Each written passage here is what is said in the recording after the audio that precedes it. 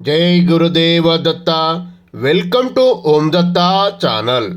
Thank you very much for watching this channel videos. జై గురుదేవ దత్త. జై గురుదేవ దత్త. అవధూత చింతన శ్రీ గురుదేవ దత్త స్వామి మహారాజుకి జై. దత్త బంధువులందరికీ, ఆత్మ బంధువులందరికీ నమస్కారము. మనము శ్రీ పూర్ణ పరబ్రహ్మ పరమాత్మ అయిన శ్రీ గురుదత్త ప్రభుల గురించి ఎవరికీ తెలియని సమాచారము తెలుసుకొని, ఆ తండ్రి ఇచ్చిన టెలిపతి ద్వారా మనకు తెలిపిన విషయాలు తెలుసుకొని వీడియోస్ చేసుకోవడం జరుగుతుంది మన ఛానల్లో. ఇదంతా జ్ఞాన సముపార్జన చేసుకొని 26 దైవిక లక్షణాలు అలవర్చుకొని దత్తయోగ సాధన చేసుకొని మన జన్మ చరితార్థం చేసుకునే కొరకే ఈ వీడియోస్ అన్నీ. జాగ్రత్తగా వీక్షించే ప్రయత్నం చేయగలరు. దత్తార్పణం. వీడియోకి వెళ్దామండి. జై గురుదేవ దత్త. టాపిక్కి వెళ్దాము. మనము ఇంతకుముందు చేసుకున్న విషయానికి ఈ కర్మలు ఎలా తొలగించుకోవాలి, ఇది ఎక్కడి దాకా వెళ్తుంది అనే విషయంలో కొంతలో కొంత ఈ వీడియోలో కూడా మనం మాట్లాడుకునే ప్రయత్నం చేద్దాము.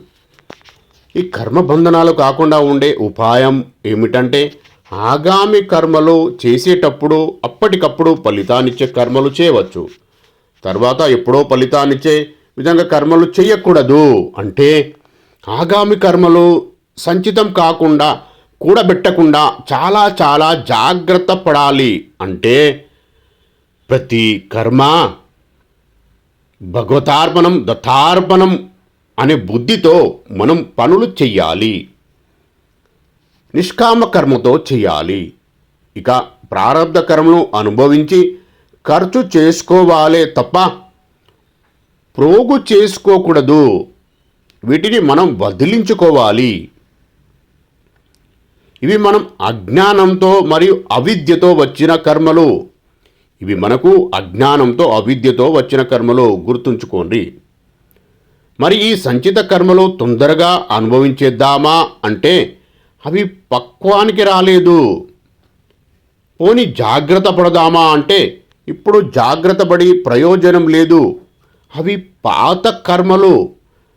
మరి ఏమిటి ఉపాయం అంటే వీటన్నింటినీ ఒక్కసారిగా దగ్ధం చెయ్యాలి. ఎక్కడ దగ్ధం చెయ్యాలి? అదే జ్ఞానాగ్ని. అందుకే మన వీడియోస్లో ప్రతిసారి నేను చెప్పేది కూడా జ్ఞాన సముపార్జన అని చెప్పడం. అందుకే చాలా వీడియోస్ కూడా మనము పోస్ట్ చేసుకునే విషయాలలో జ్ఞానం గురించిన వీడియోసే వస్తూ ఉంటాయండి. జ్ఞానం అంటే భౌతిక జీవితం గడిపే కొరకు కాదు. ఈ కర్మ బంధనాల నుండి విడిపడి ఆ పరమాత్మలో లీనమయ్యే ఆ పరమపదం చేరుకునే జ్ఞానమే ఇదంతా. అలాగే చాలా వీడియోస్ మనం చేసుకోవడం జరిగింది. శ్రీ గురుదత్త ప్రభులు పూర్ణ పరబ్రహ్మ పరమాత్మ నిరాకారతత్వం అనేది ఇది కూడా పెద్ద జ్ఞానం. అలాగే శ్రీ గురుదత్త ప్రభులు పరశురాముడికి తెలిపిన జ్ఞాన మార్గము మనము చిన్నగా వీడియోస్ చేసుకోవడం జరుగుతుంది. ఆ జ్ఞానంలో చాలా చాలా రహస్యమైన విషయాలు వస్తూ ఉంటాయి. అది చూసే ప్రయత్నం చేయాలి.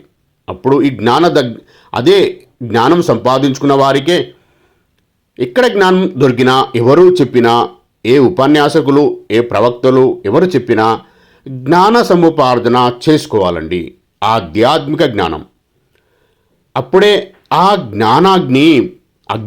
జ్ఞానాగ్ని పెరుగుతూ ఉంటే ఆ జ్ఞానాగ్నిలో మన కర్మలు భస్మం అయ్యే ప్రయత్నము, మనం చేసే ప్రయత్నం సక్సెస్ అవుతుంది. అంటే మనం అజ్ఞానంతో కూడబెట్టుకున్న అన్ని కర్మలను మనం తెలుసుకుంటున్న ఆ జ్ఞానాగ్నిలో దగ్ధం చెయ్యాలి. అదే అసలు సిసలైన మార్గం. ఆ జ్ఞానం ఆ తండ్రి అయిన పరమాత్మ ఇచ్చే కొరకు మీ దగ్గరికి సూచనలు పంపిస్తూ ఉంటాడు. దానిని కూడా గ్రహించాలి. ఈ ప్రకారంగా ఆగామి కర్మలు మరియు సంచిత కర్మలు ఉన్న వాటినన్నిటినీ జ్ఞానాగ్నిలో దగ్ధం చేయాలి. దగ్ధం చేసి జాగ్రత్త పడితే కర్మ ఫలాలు అంటుకోవు, ఇక ఉండవు. అప్పుడు కర్మబంధనాలు ఉండవు. కర్మబంధనాలు లేకపోతే పునర్జన్మలు ఉండవు. ఇదే మానవ జీవిత లక్ష్యము.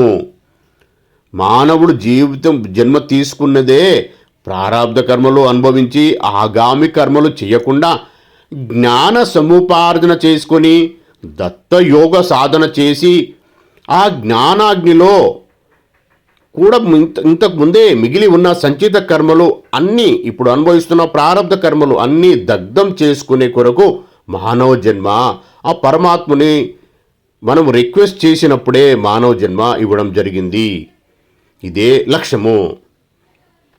అప్పుడు ఆ లక్ష్యము తీరినప్పుడు అంటే కర్మలన్నీ జ్ఞానాగ్నిలో దగ్ధం కాబడినప్పుడు ఆ మానవుడు ఆ జీవి పుట్టుక ఉండదు.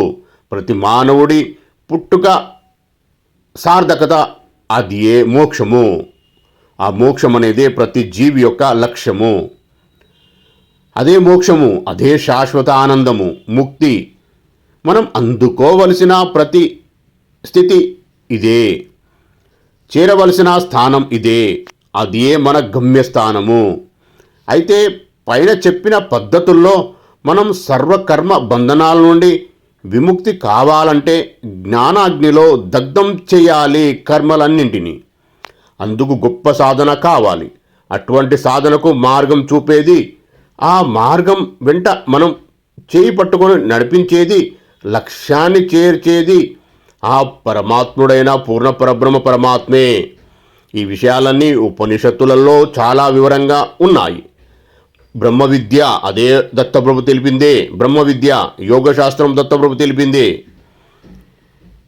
అలాగే ఆగామి కర్మలను సంచితం కాకుండా కర్మయోగం ద్వారా చేయాలని, ప్రారబ్ధ కర్మలను అనుభవించి ఖర్చు చేసుకోవడం భక్తి యోగం ద్వారా అని, మరియు సంచిత కర్మలను జ్ఞానాగ్నిలో దగ్ధం చేసుకోవడం జ్ఞానం యోగం ద్వారా అని భగవద్గీతలో శ్రీకృష్ణ భగవానుడు ఎంతో విపులంగా విశదీకరించాడు. వీటితో పాటు భగవంతుని సాక్షాత్కారం మన హృదయంలో దర్శించుకోవడం కూడా ధ్యాన యోగం ద్వారా, దత్తయోగం ద్వారా సాధ్యమవుతుంది అని వివరంగా వివరించాడు. అందువలన మనం అందరం చేయవలసిన పని మొదట ఈ అన్ని కర్మ, భక్తి, జ్ఞాన యోగాలతో పాటు భగవంతుని సాక్షాత్కారం ఎంతో బృహత్కార్యమైనది.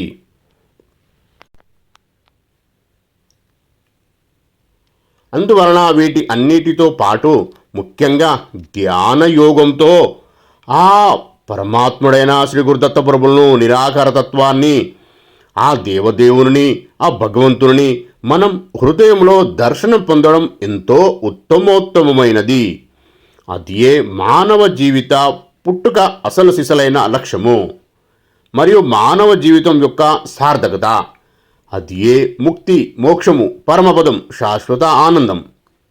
ఈ కర్మలు అన్నీ బంధాలు కాకుండా ఎలా అన్నది తెలుసుకుందాం. ఆగామి కర్మలు బంధం కాకుండా ఎట్లు? వివరణ. మనం ఇప్పుడు చేసే కర్మలన్నీ ఆగామి కర్మలే. ఎటువంటి కర్మ చేసినా ఆ కర్మఫలం అనుభవించక తప్పదు. ఇది కర్మ సిద్ధాంతం. అందువల్ల కర్మలు చేస్తూ కూడా కర్మ ఫలం మనకు అంటకుండా, బంధం కాకుండా తప్పించుకునే ఉపాయాలను భగవానుడు మనకు భగవద్గీతలో కూడా తెలియజేశాడు. 1. కర్తృత్వ అభిమానం లేకుండా కర్మలు చేయుట. 2. నిష్కల్మషంగా ఫలాసక్తి లేకుండా కర్మలు చేయుట. కర్మణ్యేవాధికారస్తే మా ఫలేషు కదాచన మా కర్మ ఫలహేతుర్భు మాతే సంగోస్త్వ కర్మ అని భగవద్గీత 2:47 శ్లోకంలో ఉంది. కర్మలను ఆచరించుటయందే నీకు అధికారం కలదు, కానీ వాటి ఫలితములపైన లేదు. నీవు కర్మఫలములకు కారణం కారాదు, అట్లని కర్మలను చేయటం మానరాదు. ఈ విషయాలు మనం ఇంతకుముందు ఎక్కడో చాలా విని ఉంటాము. కానీ అది అర్థం చేసుకునే ప్రయత్నం లోపంలో అది మనకు రిసీవ్ కాకపోవచ్చు. అందుకనే ఈ వీడియో ప్రశాంతంగా వీక్షించండి, మీకు కొంత అర్థమవుతుంది. పూర్తిగా అర్థమవుతుందని నేను చెప్పలేనండి. అది నాకు సంబంధించిన విషయం కాదు, ఆ పరమాత్మునికి మీకు సంబంధించిన విషయము.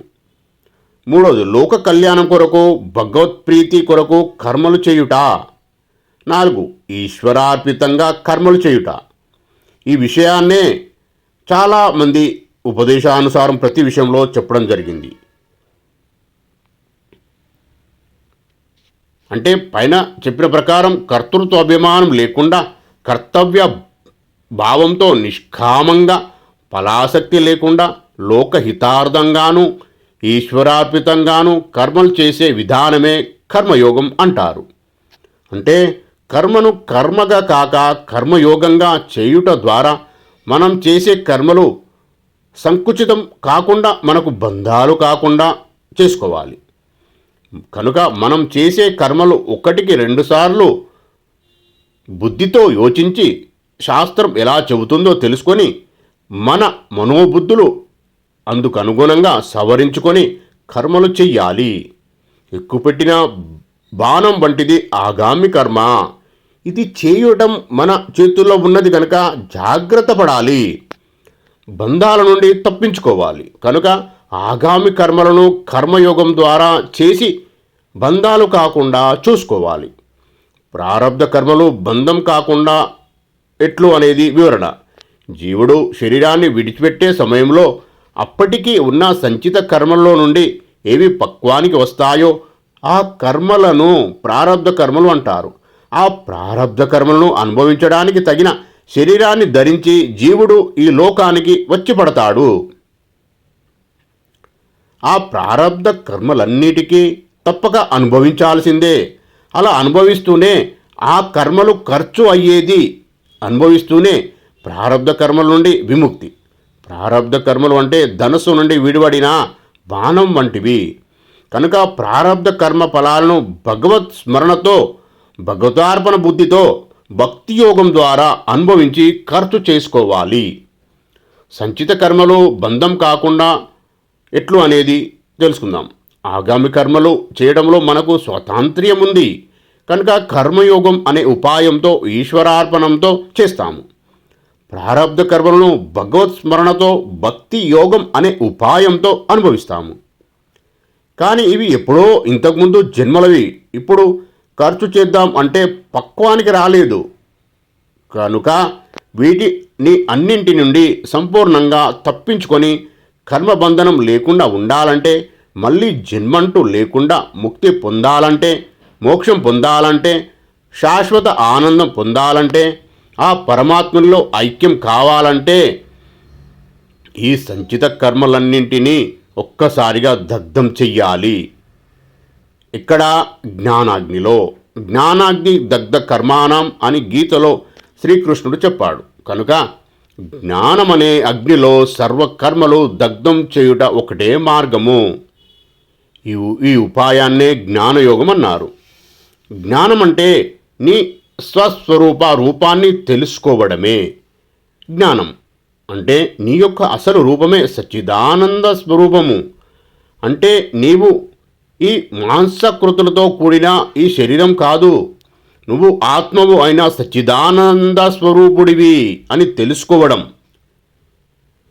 ఇలా మనలోని అజ్ఞానాన్ని రూపుమాపుకొని మన స్వస్వరూపాన్ని మనం గ్రహించినప్పుడు అప్పుడు సర్వ భయాల నుండి, బంధాల నుండి, సంచిత కర్మల నుండి విముక్తి పొందడమే ముక్తి, అదే మోక్షం. ఇలా స్వస్వరూపాన్ని తెలుసుకోవడమే జ్ఞానం. ఆ జ్ఞానం వల్ల జ్ఞానాగ్ని పుడుతుంది. ఆ జ్ఞానాగ్నిలో సర్వకర్మలు దహించుకుపోతాయి. తెలుసుకున్నంత మాత్రాన దగ్ధమైపోతాయి అన్న సందేహం వలదు, తప్పకుండా దగ్ధమైపోతాయి. ఈ వీడియోలో ఇంతే. మళ్ళొచ్చే వీడియోలో దీనికి కొనసాగింపుగా మంచి సమాచారంతో మనము వీడియో చేసుకుందాం. ఇంత మంచి వీడియోను చేసుకునే అదృష్టం కలిగించినందుకు శ్రీ పూర్ణ పరబ్రహ్మ పరమాత్మ అయిన శ్రీ గురుదత్త ప్రభులకు కోటి కోటి సాష్టాంగ దండ ప్రమాణాలు, కోటి కోటి కృతజ్ఞతలు. మీరు కూడా ప్రశాంతంగా వీక్షించినందుకు మీకు కూడా ధన్యవాదాలు. దత్తార్పణం. ఈ వీడియోను జ్ఞానము ఇది. ఈ జ్ఞానాన్ని పంచే ప్రయత్నం చేయగలరు. జ్ఞానం పంచితే మనకు కూడా పుణ్యం వస్తుంది.